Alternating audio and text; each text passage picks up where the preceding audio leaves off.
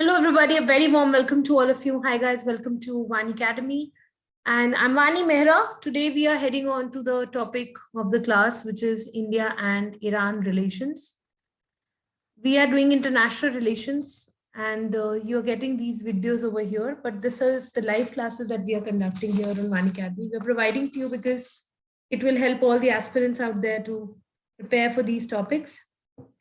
Also, so of course, we have certain background that we have to talk about when we are discussing about India and Iran relations. The most significant relation in present times, and these relationships have marked meaningful interactions over a period of time. So India and Iran shared a border. They used to share a border till 1947. इनका common border होता था and share several common features in their language. There's a lot of commonality. Like we have a common language, then we have culture, and then we have tradition. तो हमारे पास commonalities बहुत है आपस में. So independent India and Iran established diplomatic links on 15th of March. So we started making diplomatic links on 15th मार्च 1950. इस time पे हमने अपने डिप्लोमेटिक टाइज जो है ईरान के साथ अच्छे करने स्टार्ट किए थे in addition to the embassy to Tehran that we started, and India had two consulates in Iran. India ने क्या कहते दो consulates ईरान में establish किए. एक किया था बंदर अब्बास में और दूसरा किया था जाहिदान में.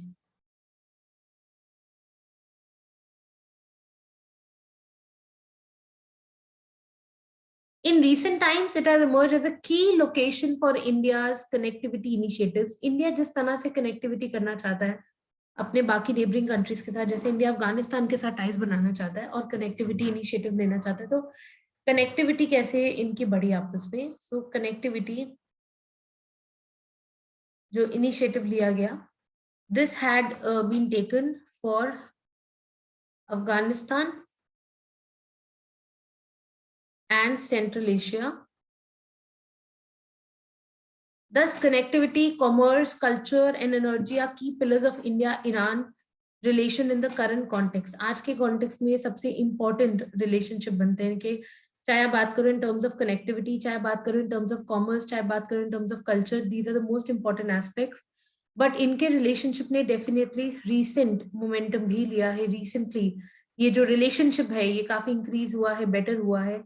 तो जो trend है वो enhance हुआ था at the turn of millennium with the visit of Prime Minister Shri Atal Bihari Vajpayee.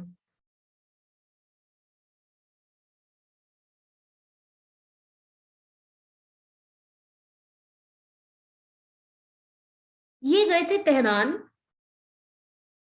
अप्रैल 2001 में, अप्रैल 2001 में, जहां दोनों countries both countries signed something called as Tehran Declaration. Tehran Declaration इन्होंने साइन किया which set forth the areas of possible cooperation between the two countries, कि दोनों अपने जो रिलेशनशिप है उन्हें बेटर कर सकते हैं. तो ये पॉसिबिलिटी आई. फिर क्या हुआ, president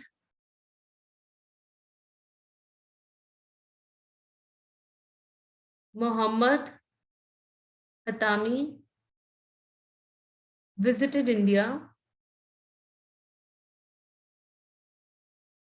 from 24 to 28th of Jan 2003 as a chief guest at the Republic Day Parade. If you must have noticed, India ने अपने काफी नेबरिंग कंट्रीज को अपने रिपब्लिक डे परेड या तो जो आप बोल सकते हो ओथ सेरेमनी होती है ऑफ द प्राइम मिनिस्टर, उसके लिए इनवाइट किया. Just in order to build better ties, when you are inviting the countries on these events, it already makes it much better for those countries to be cooperative, or you can say they try to be more on the same page with you. तो जब ये यहाँ पे आए Republic day parade में, तो there was a declaration जिसका नाम है न्यू दिल्ली डेक्लेरेशन. ये डेक्लेरेशन साइन की गई, न्यू दिल्ली डेक्लेरेशन, ठीक है. They sign the New Delhi declaration, जिसके कारण ही इनका जो विजन था ऑफ स्ट्रैटेजिक पार्टनरशिप वो कहीं ना कहीं फुलफिल हुआ कि India and Iran started having a strategic partnership between both of them.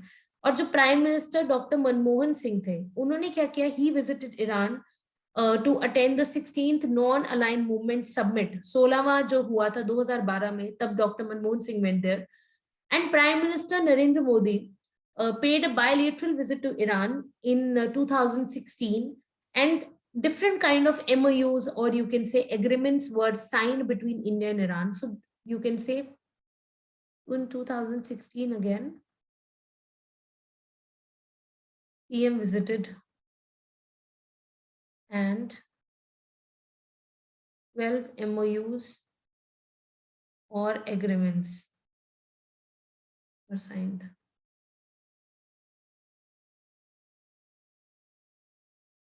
Okay. Now, External Affairs Minister Srimati Sushma Swaraj visited Iran also. She also visited in 2017 on her return journey from the SCO summit at Sochi. So this also shows that a lot of efforts were being taken by the ministers, by the prime minister, by everyone. You know, the changing of relationship happened when Chabahar port was inaugurated.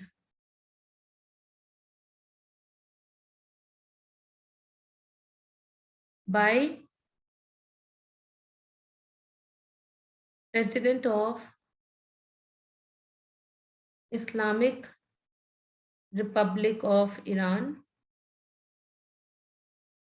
HE Mr. Hassan Rouhani,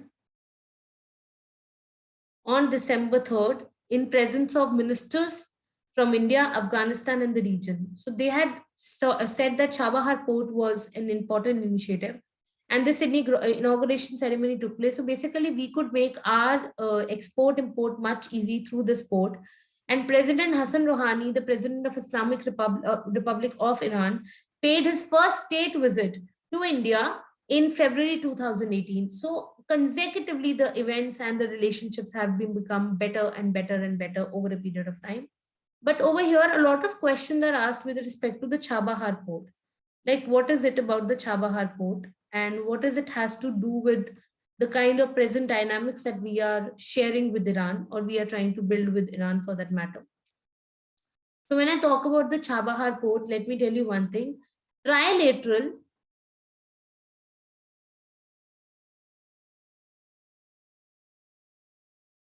transit and trade agreement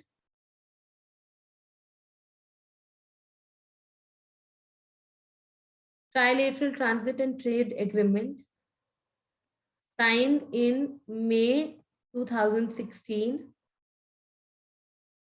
between India,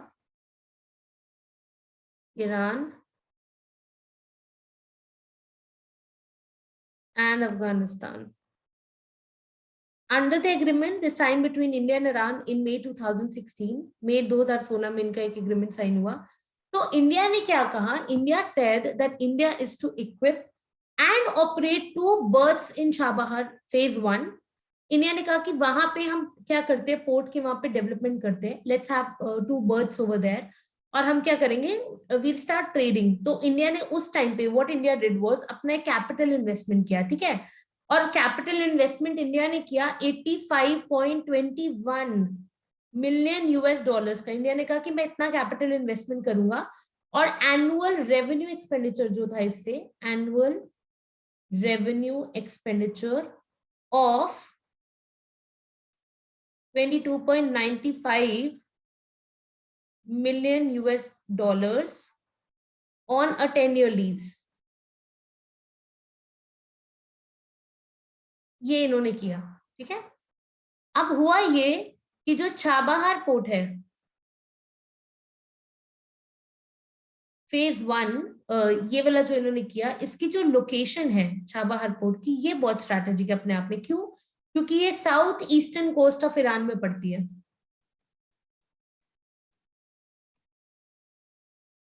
south eastern coast of Iran में, and it is expected to open up greater opportunities for promotion of trade and commerce. कि trade and commerce का जो है opportunities बढ़े, especially from ports along India's western coast.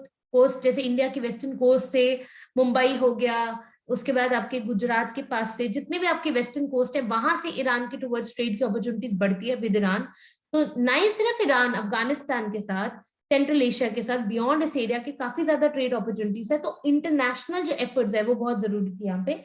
India का जो participation था in the development of Chabahar port, it will provide India an alternative and reliable access route into Afghanistan. अगर India को अफगानिस्तान जैसे जाना था तो इंडिया को एक एक्सेस की जरूरत थी, तो छाबाहार पोर्ट इंडिया को ये एक्सेस बहुत इजीली दे रहा था। तो आपको मैं बताऊं कि 2017 में क्या हुआ था। इन 2017 जो पहला शिपमेंट था, फर्स्ट शिपमेंट ऑफ वीट का जो फर्स्ट वीट असिस्टेंस का जो शिपमेंट था अफगानिस्तान में, पहला, ये रियलाइज किया गया था थ्रू छाबाहार पोर्ट इन नवंबर 2017। तो दिस हैज डेमोन्स्ट्रेटेड कि जो छाबाहार पोर्ट है ये वाइबल था, एक सिक्योर ऑल्टरनेटिव था कि हम प्रमोट कर सके अपना regional connectivity among India, Iran, Afghanistan and Central Asia, possibly Central Asia. तो पोर्ट जो था वो सिस्तान बलूचिस्तान प्रोविंस के अंदर on the energy rich nation southern coast is also easily accessible. What I mean to say कि इस port के through हम काफी एरियाज को एक्सेस कर पाते। और हम क्या कर पा रहे थे, जो हमें ग्वादर पोर्ट पाकिस्तान में जो सिचुएटेड है उसको यूज करना पड़ता था, तो हमारे पास क्या है, we have alternative means actually to in order to go and reach to the Central Asian region. I'm going to draw the map right now for you so that you understand कि मैं किस बारे में बात कर रही हूँ. Here is the map now.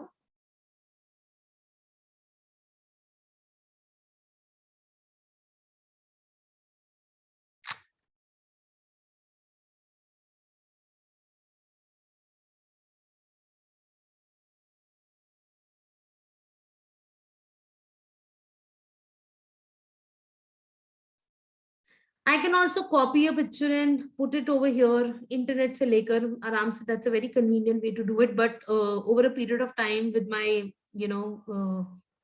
experience in this field of teaching and UPSC evaluation, I have realized one thing कि you have to know how to make maps, and if you are making them, then only you can actually make your answers look very effective. तो आपको अलग अलग चीजों के map बनाने ही पड़ेंगे. You have no choice.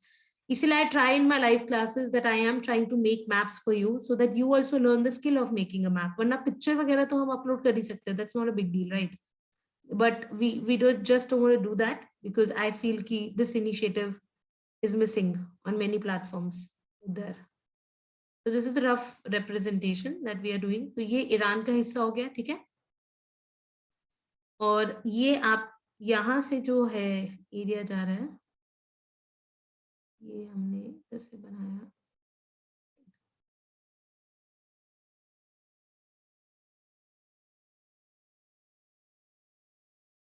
थोड़ा सा एक करेक्ट करने वाला है, जस्ट 1 सेकेंड.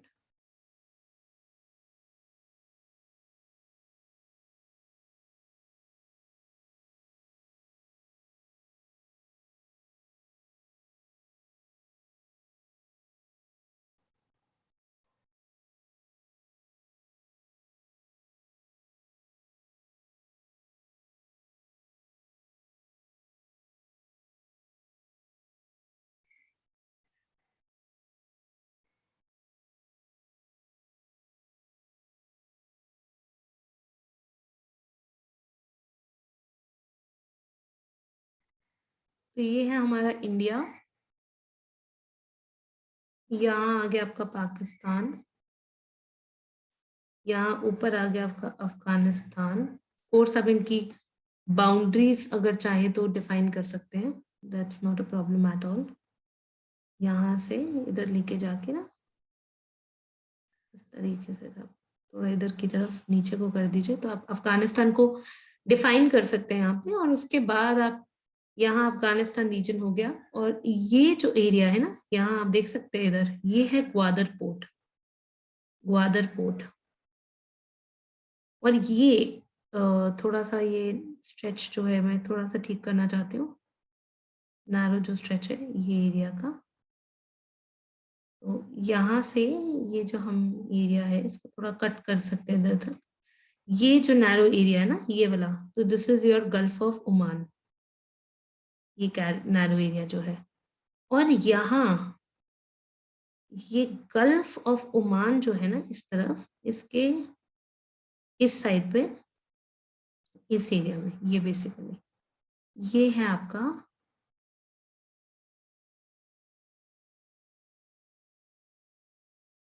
Chabahar port.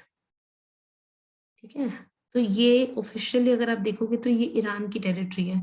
इसे हम थोड़ा सा डिफाइन करेंगे ताकि when you're drawing a map you don't have a problem। ये जो टेरिटरी ऊपर की है ये आपकी हो गई ईरान की। ठीक है, दिस एरिया, तो ईरान के एरिया में you have this Chabahar port. और फिर of course you have different connectivity projects, जैसे यहाँ से यहाँ जाते हैं हम, यहाँ जरन जा जाते हैं, और ये देलाराम यहाँ तक, अफगानिस्तान तक। मैं इतना ज्यादा डिटेल में नहीं जा रही हूँ। ये आपका अरेबियन सी आ गया, ये आपको दिख रहा है, ये गुजरात का साइड हो गया, ये जो दिखाया मैंने बनाया यहाँ पे, तो ये हमारा इंडिया है, ये अरेबियन सी की साइड हो गई, ये गल्फ ऑफ ओमान है, और यहाँ पे आपका आ गया चाबहार पोर्ट। तो ये है एग्जैक्टली आपका जो एरिया है जिसके बारे में बात कर रही हूँ कि कैसे हम कनेक्टिविटी को इंक्रीज करने की कोशिश कर रहे हैं with the help of this area that I'm talking about. Just draw this.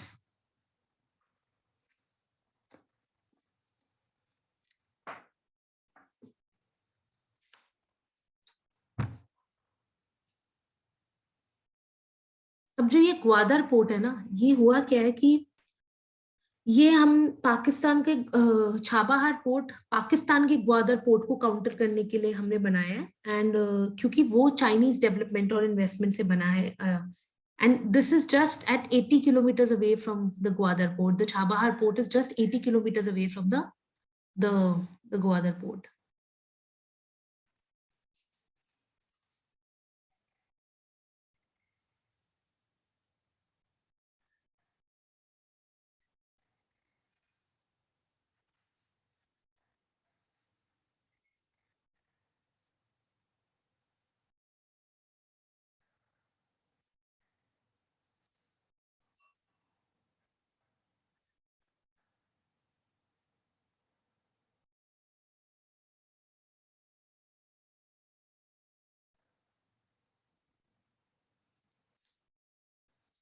All right. Now I'm going to clear up this page, and I'm going to the next part, which is the economy section, the trade. Economy में trade जो है ना सबसे significant चीज मानी गई है when you talk about IR. India Iran की जो कमर्शियल टाइज है, commercial ties, they have traditionally been dominated by Indian import of Iranian crude oil.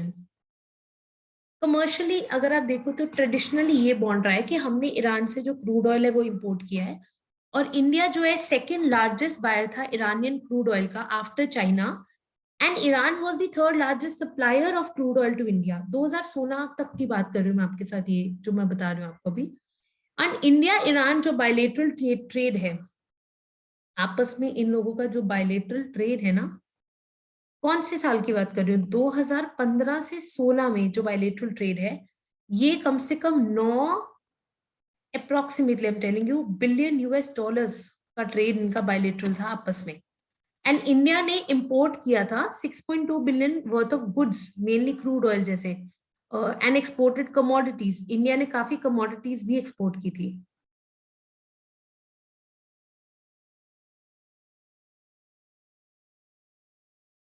ठीक है, तो काफी कमोडिटीज है जो इंडिया ने एक्सपोर्ट किया है, काफी कमोडिटीज है जो इंडिया ने इंपोर्ट किया है। अब मैं हर बार, अब हर क्लास के साथ मैंने एक चीज कॉमनली करनी स्टार्ट किया, that I started telling you the products जो हम इंपोर्ट और एक्सपोर्ट करते हैं। इससे क्या रहता है, बहुत क्लैरिटी रहती है।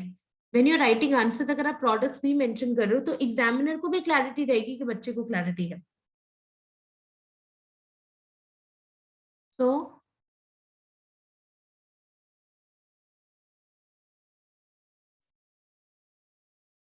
Major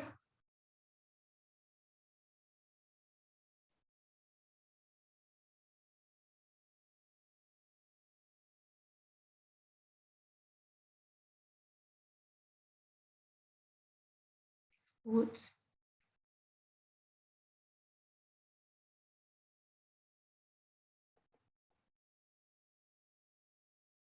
major Indian goods,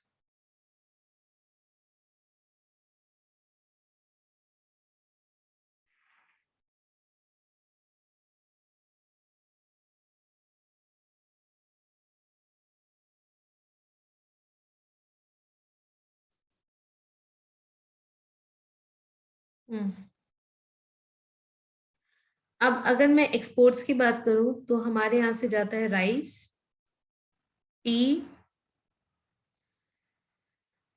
steel, iron and steel भी बोल सकते हो, organic chemicals,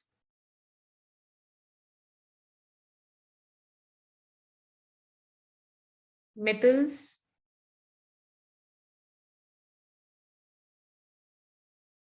electrical machinery,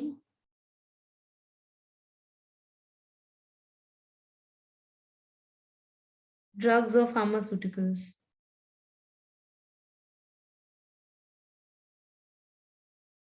Major Indian imports, for example, petroleum and its products, inorganic or organic chemicals, fertilizers, plastics, and articles, edible fruit,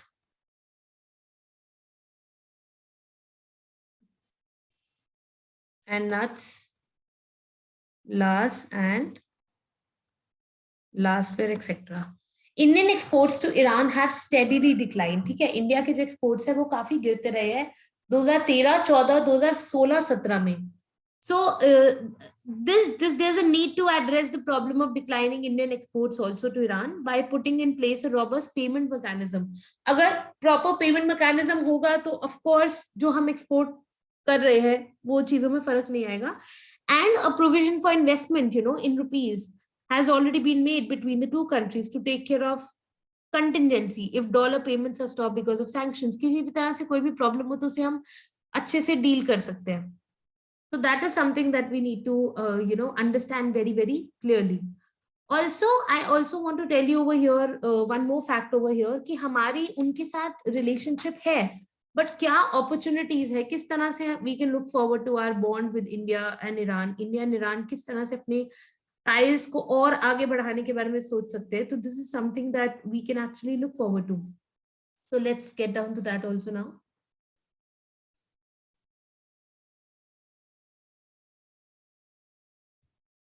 improvement areas, आप इसको improvement area mention कर सकते हो।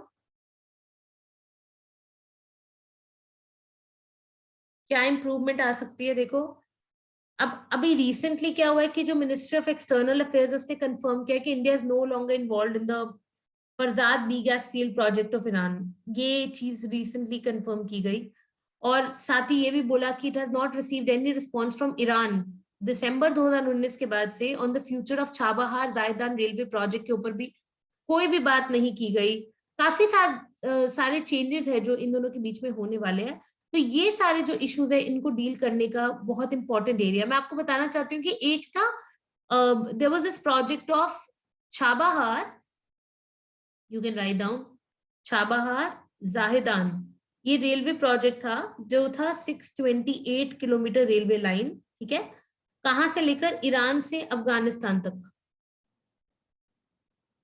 जो 2016 में साइन किया गया था। तो ये जो कॉन्ट्रैक्ट था टू डेवलप, इसके ऊपर इतना ज्यादा कोई एक्शन नहीं हुआ। तो that is why there is a lot of concern for this.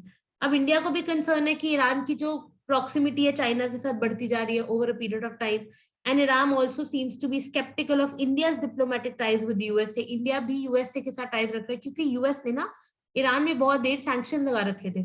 तो ऑब्वियसली उनको भी खतरा है कि ये ना हो कि इंडिया उनके दुश्मन से या यूएस से जाके मिल जाए। And Chabahar is not only a key to maritime relation between both countries, but provide an opportunity, right?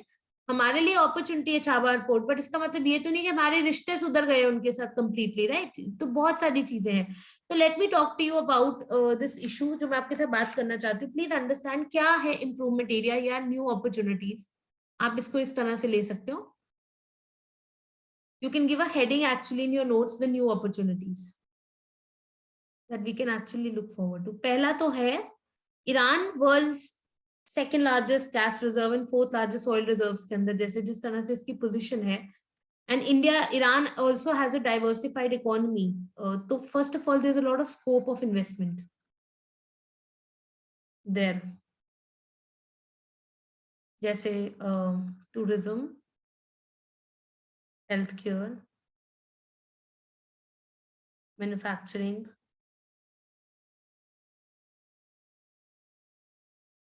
Transportation, finance, etc. That has started attracting many major global players. Its other major advantages is its demographics. Like 60% of population is below 30 years of age. इसका क्या मतलब है कि India में demographic dividend है, हमारे यहाँ पे भी यंगेस्ट पॉपुलेशन है, उनकी यंगेस्ट पॉपुलेशन को मिला के we should think of something. And we also have a lot of, you can say, जैसे आप बोल सकते हो कि देखो, जैसे मैंने अभी आपको बोला, यूएसए ने सैंक्शन लगा रखे थे ईरान के ऊपर, ठीक है, एट ईरान न्यूक्लियर प्रोग्राम. तो India voted against Iran. India ने वोट किया था 2005, 7, 6, 9 और 11 में. ये नहीं है कि इंडिया ने सपोर्ट किया था, वोट किया था against for failing to comply with the NPT obligation. And India reduced oil import in this period. India ने अपना oil का import भी घटाया था उनके साथ. तो जो न्यूक्लियर सैंक्शंस के इम्पोज था अगेंस्ट ईरान, दे वर फाइनली लिफ्टेड. 2016 जनवरी में ये जो सैंक्शन लगे हुए थे ईरान के ऊपर, वो उठा दिए गए after it was certified by International Atomic Energy Agency, जिसका IAEA ने सर्टिफाई किया कि Iran had made its obligation. Iran ने अपनी ऑब्लिगेशंस मीट की under Joint Comprehensive Plan of Action. तो Iran had actually been able to fulfill the obligation. तो जो डील है, it has not only allowed Iran access to billions of dollars of assets in international bank accounts, but at the same time जो Iran का पैसा अभी तक बिल्कुल बंद था, ईरान को एक्सेस नहीं था, वो सब चीजें मिल गई, एक्सपोर्ट्स बढ़ गई, अपॉर्चुनिटीज बढ़ गई. तो जो इकोनॉमिक सिचुएशन है ईरान की, इट हैज बीन इम्प्रूविंग. 2016 के बाद से ईरान की जो इकोनॉमी है वो इम्प्रूव होना स्टार्ट हुई है after the international sanctions have been lifted. तो ईरान, अब बात आती है कि रिलेशनशिप बेटर करने के लिए इनको दो तरह से देखना है. ईरान, पाकिस्तान और इंडिया, ये जो है ना ट्रायो, इसके ऊपर भी ध्यान देने की जरूरत है. मतलब ये है कि ये जो IPI, इन तीनों ने एक बनाया गैस पाइपलाइन प्रोजेक्ट. अब ये क्या है, इसके बारे में ध्यान से देखिए. 1993 में पाकिस्तान और ईरान ने अनाउंस किया एक प्लान. क्या प्लान? बिल्ड करने का. क्या बिल्ड करने का? Gas pipeline. और ईरान ने लेटर प्रपोज कर दिया extending it to India. Iran said extend to India, इसको पाकिस्तान से लेकर इंडिया तक एक्सटेंड करते हैं. And this is called as, उन्होंने कहा एक काम करेंगे, हम इसको क्या बोलेंगे, हम इसको बोलेंगे पीस पाइपलाइन, ताकि जो आपस के झगड़े हैं, लड़ाइयां हैं, वो खत्म हो. तो ये है India Iran Pakistan, Iran Pakistan India pipeline, जिसके बारे में मैं आपको बता रही हूँ. अब हुआ क्या कि न्यू दिल्ली, जैसे India, it has not been participating in talks on this. ये 1036 किलोमीटर की, 1036 किलोमीटर की गैस पाइपलाइन बननी थी 2007 से, citing security and commercial concern, but it has never officially pulled out. ये ऑफिशियली पुल आउट नहीं हुआ. तो this was a problem. It had succumb to sanctions regime, क्योंकि बहुत सारे जो नेशंस है उन्होंने भी बोला कि नहीं, ये कैसा प्रोजेक्ट है. और इसी के अंडर आ गया हमारा Tapi pipeline. Turkmenistan, Afghanistan, Pakistan, India, ये भी एक पाइपलाइन प्रोजेक्ट है जिसके बारे में हम सोच रहे थे. तो बहुत सारे ऐसे इश्यूज थे. फिर जैसे मैंने अभी आपको एक और चीज बताई, फरजाद बी गैस फील्ड. ये क्या है? According to India, it holds reserves of almost 19 trillion cubic feet. ठीक है. एंड ये गैस फील्ड जो है हमारे लिए भी काफी इंपॉर्टेंट और सिग्निफिकेंट थी, कि हम भी गैस जो है, गैस फील्ड के through we can also utilise it as an asset. But हुआ क्या है कि India is no longer involve in this project. ये रिसेंट है करंट अफेयर कि इंडिया इस प्रोजेक्ट में अब इन्वॉल्व नहीं है, क्योंकि ये पर्शियन गल्फ में पड़ता है, ईरान में, फरजाद बी गैस फील्ड. ठीक है. और जो कॉन्ट्रैक्ट था इसको एक्सप्लोर करने का, the field, it was sign in 2002 में साइन किया गया था, जो इंडिया की तरफ से ONGC Videsh, Indian Oil Corporation and Oil India, इन सब ने इकट्ठे मिलके. अब ये प्रोजेक्ट एक्सपायर हो गया. कॉन्ट्रैक्ट जो साइन हुआ था 2002 में, 2009 में वो एक्सपायर हो गया. दोज आर नॉर्म, इसकी जो वैलिडिटी थी कॉन्ट्रैक्ट की वो खत्म हो गई आफ्टर डिक्लेरेशन ऑफ कमर्शियलिटी, ठीक है। तो अब क्या हुआ, अब it has gas reserves of more than 19 trillion cubic feet, ये तो अच्छी बात है, और ONGC has invested 100 million US dollars इसके अंदर, ओएनजीसी ने इन्वेस्ट किया। तो तब से जो कंसोर्टियम है, it has been trying to secure the contract for development of field. अब मेजर डिस्प्यूट इंडिया और ईरान का ये हुआ कि सेटिंग अप ऑफ 2 पाइपलाइंस, ठीक है। एक था कौन सा वाला, that I told you, India and Iran and Pakistan, and all over the money to be quoted on the development plan.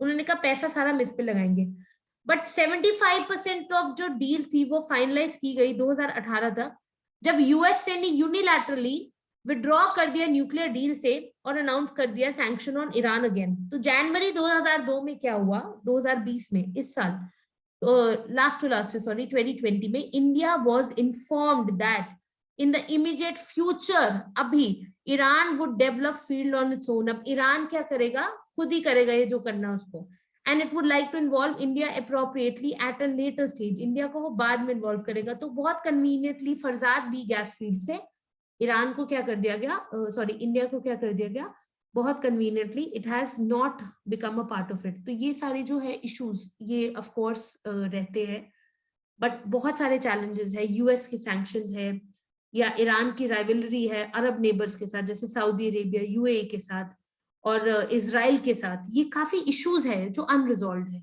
बहुत प्रॉब्लम है इन एरियाज में। और चाइना जो है वो अपना छाबाहार फ्री ट्रेड जोन जो बनाने की कोशिश कर रहा है।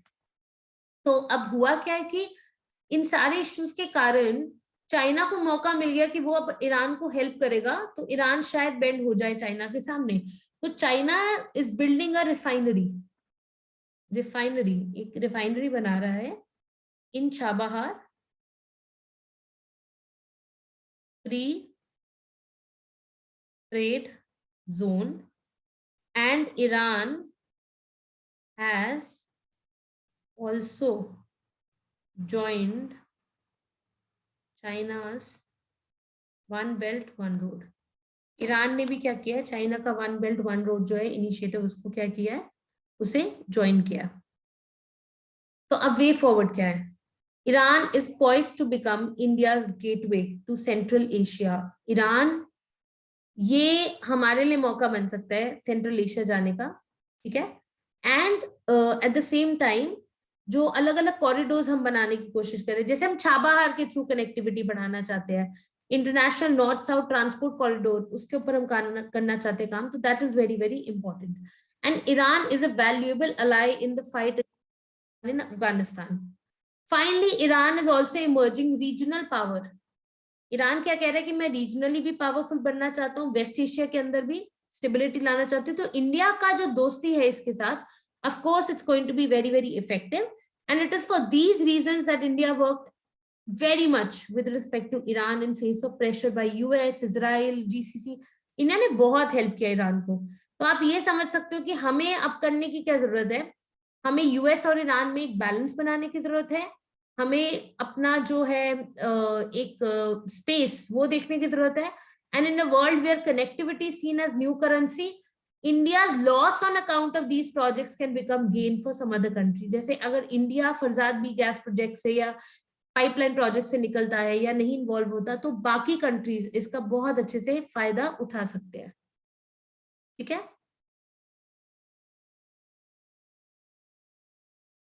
So this is what it is, and I would like to just end this discussion of India and Iran.